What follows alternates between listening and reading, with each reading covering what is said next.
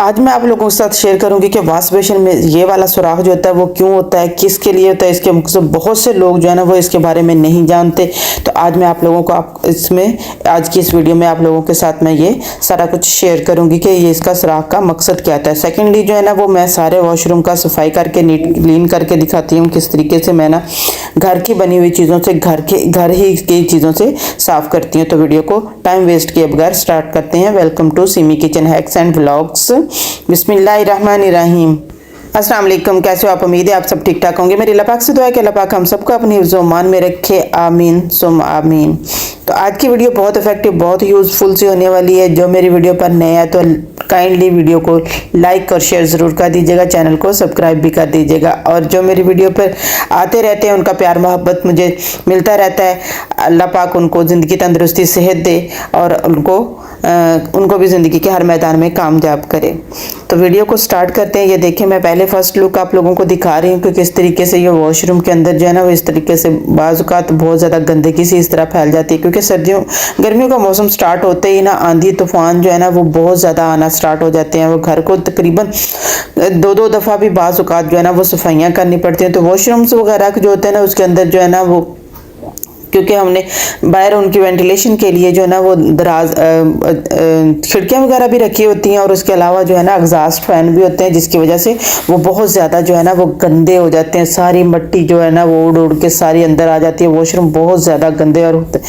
तो सिंपल सी चीज़ है कि हम बार बार जो है ना वो केमिकल वाली चीज़ों से सफाइयाँ नहीं कर सकते हैं, बहुत महंगी और बहुत एक्सपेंसिव सी होती है। तो सिंपल चीज़ ये है कि आपने डिटर्जेंट ले लेना, कोई भी चीज़ जो आप साफ कर कपड़े धोने के लिए इस्तेमाल करते हैं, या फिर इसके अलावा आप बर्तन धोने के लिए, चाहे वो लिक्विड फॉर्म में हो, चाहे वो पाउडर के फॉर्म में और चाहे वो बार की जार फॉर्म में हो, वो आपने सिर्फ सिंपल वो ले लेना। मैं यहाँ पे सिंपल जो है ना वो एरियल मेरे पास, मैं क्योंकि मोस्टली कपड़े धोने के लिए एरियल यूज़ करती हूँ तो मैं वही इस्तेमाल कर रही हूँ। मैं सिंपल इस तरीके से डाल देना है।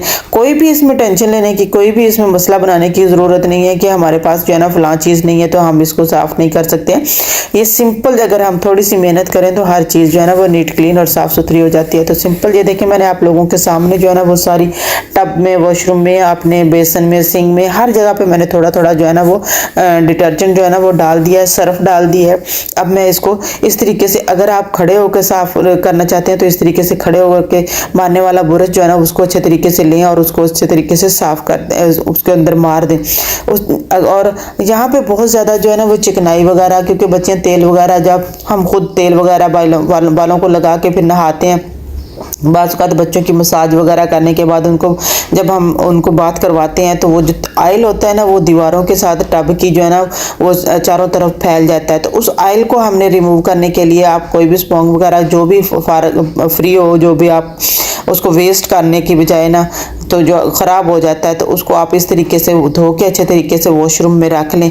तो आप हैरान रह जाएंगे कि उसके साथ आप सिर्फ जस्ट सिंपल आपने थोड़े से पानी के अंदर सर्फ को डालना है और उसके ऊपर सारे के ऊपर स्प्रेड करके उसके बाद ऊपर से आपने यही मारना है। तो आप हैरान रह जाएंगे, with in a few minutes जो है ना वो आपको ज़्यादा रगड़ाई वगैरह मेहनत भी नहीं ज़्यादा करनी पड़ेगी। सारे का सारा ऑयल जो है ना वो जो है ना वो रिमूव हो जाएगा। इस तरह ये देखिए, मैं सारी चीज़ें साफ़ करके मैं आप लोगों को बताती हूँ। उसके बाद मैं आप लोगों को बताती हूँ कि ये होल जो होता है या सुराख वॉश बेसिन में जो होता है ना इसका क्या यूज़ होता है और इसका मकसद क्या होता है। तो ये सारा चीज़ें मैं आप लोगों को इसमें बताऊंगी। बहुत ही इफेक्टिव, बहुत ही यूज़फुल सी वीडियो होने वाली है। तो वीडियो को एंड तक ज़रूर देखिएगा, वीडियो को स्किप मत कीजिएगा।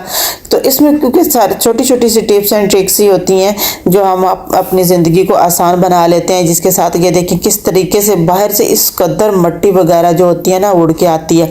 तो वो बहुत ज़्यादा जो है ना हमारे सारे वॉशरूम को जो है ना वो गंदा कर देती है।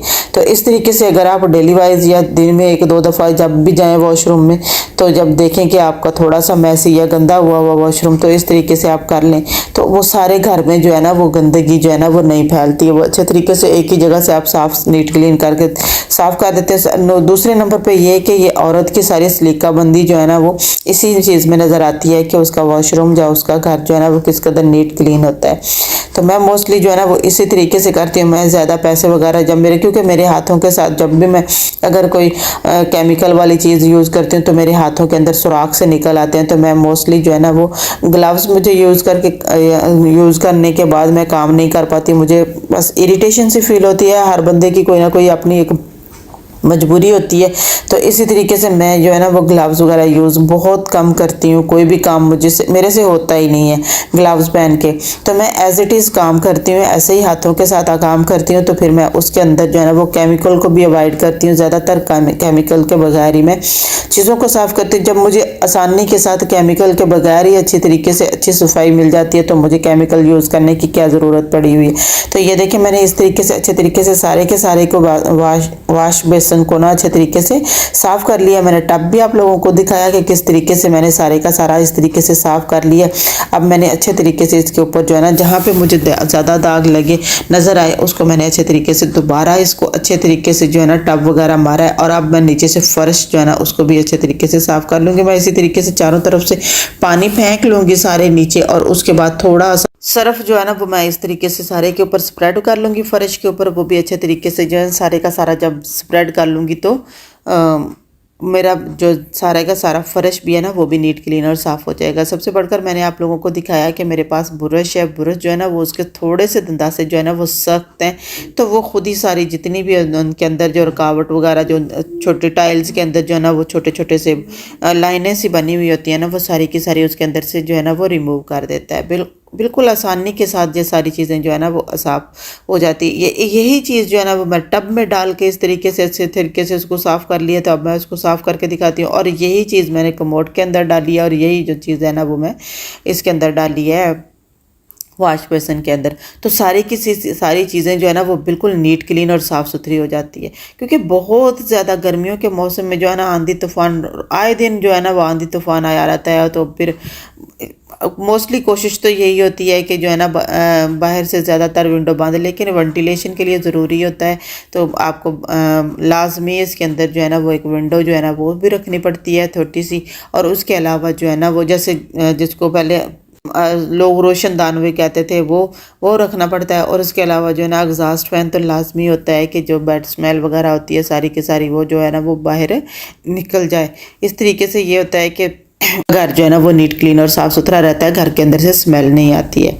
तो ये देखिए इस तरीके से मैंने सारे के सारे को अच्छे तरीके से साफ़ किया। अब मैंने पानी का सिर्फ शावर के साथ इसको सारे को साफ़ कर देना है बहुत अच्छे तरीके से। यहाँ से मुझे नज़र आएगा कि और भी ज़्यादा जो है ना वो उसमें मट्टी वगैरह या तेल वगैरह का कहीं दाग नज़र आएगा तो दोबारा वहाँ पे मैं दोबारा इसको मारूंगी और उसको अच्छे तरीके से इस तरीके से साफ़ कर दूंगी। तो बहुत अच्छे तरीके से बगैर कुछ पैसा रुपया खर्च किए, बगैर ज़्यादा मेहनत किया, आप जो है ना वो घर की एक सिंपल सी चीज़ जो कि लाजमी होती है घर में, हर घर में सर्फ तो लाजमी आता है कपड़े धोने के लिए। तो वो एक सिंपल सी चीज़ होती है जो कि हमारे हर वक्त मौजूद होती है घर पर। आपने उसको लेना है और उसके बाद आपने इसको सफाई कर देनी है। ये देखिए इसके अंदर भी मैंने कमोड के अंदर भी डाला है, बस पुरुष मारना है।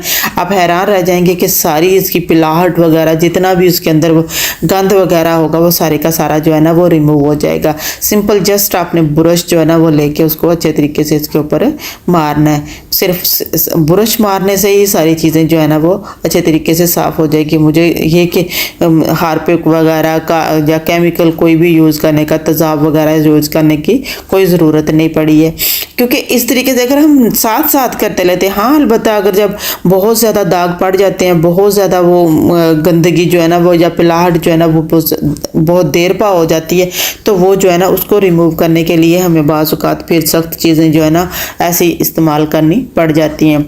तो जिसके इस्तेमाल करने से ये कि एक तो ख़र्चा भी बढ़ जाता है, सेकेंडली जो है ना वो आपके हाथ भी जो है ना वो हर्ट होते हैं, थर्डली जो है ना वो उसकी जो है ना वो बाज़ औक़ात बदएहतियाती हो जाती है, तो बाज़ औक़ात आप उससे और भी ज़्यादा जो है ना वो नुकसान उठा लेते हैं। और इसके अलावा चीज़ की जो कीमत है ना, जो चीज़ आपने लगाई हुई होती है, जैसे टाइल भी आप यूज़ करेंगे तेज़ाब वगैरह, तो टाइल का जो है ना वो मेयार जो है ना वो कम हो जाता है, मुद्दत जो होती है ना वो उनकी एज जो है ना जैसे कम हो जाती है। तो इसलिए अगर मोस्टली अगर आप घर की चीज़ों से ही इसको अच्छे तरीके से साफ़ करेंगे ना इस तरीके से, तो एक थोड़ी सी मेहनत आपको 1-2 दफ़ा करनी पड़ेगी। उसके बाद आप रेगुलर जब इसको करना स्टार्ट कर देंगे तो आपको ज़्यादा मेहनत भी नहीं करनी पड़ेगी। आप with in a few minutes जो है ना आप अपने घर की सारी चीज़ों को नीट क्लीन साफ़ सुथरा कर सकते हैं। होप आप लोगों को मेरी ये टिप्स एंड ट्रिक्स जो है ना वो अच्छी लग रही होंगी। मैं मोस्टली जो है ना को बाज़-औक़ात जब बहुत ज़्यादा जो है ना वो तेल वगैरह लगा हुआ होता है तो मैं उसके अंदर जो है ना वो बाज़-औक़ात जो है ना वो डिश वॉशर भी थोड़ा सा यूज़ कर लेती हूँ। और खुशबू जब अब आ जाए वॉशरूम में से तो मैं कोशिश ये करती हूँ कि जो आपके किचन में ही जब पड़ा होता है या वॉशरूम में आपके पास वॉशिंग मशीन के पास ही पड़ा होता है, ज़्यादातर फैब्रिक कंडीशनर जो होता है वो आप अगर आप रखते हो, क्योंकि एक दफ़ा मैं लेके आती हूँ, मैं थोड़ा थोड़ा यूज़ करती हूँ, कभी कभी ये कपड़ों में डालती हूँ।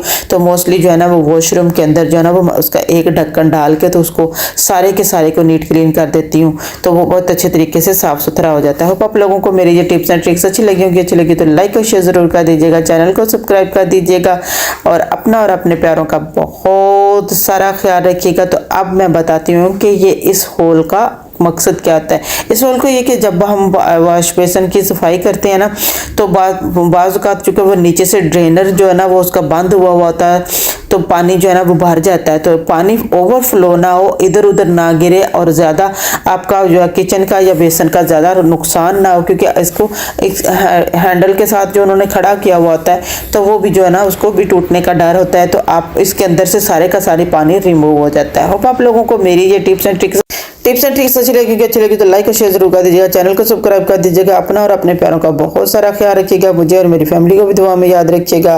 अल्लाह हाफिज़।